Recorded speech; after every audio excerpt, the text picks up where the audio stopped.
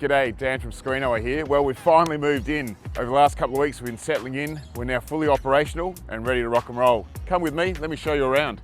This is our reception area. People can come in and wait for a meeting. Here's our fully decked out kitchen, coffees, teas, lunches, where the team get together and all the big ideas happen. Through here we have our production team. This is where all of our national installs get booked, customer service.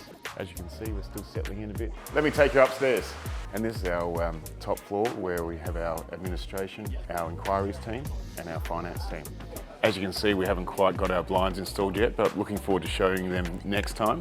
Through here we have our boardroom, where we have all our meetings, our sales training, install training, anything we need to do to get the team together. All right, we have an upstairs kitchen room as well, but come through with me, I'll show you where all the magic happens.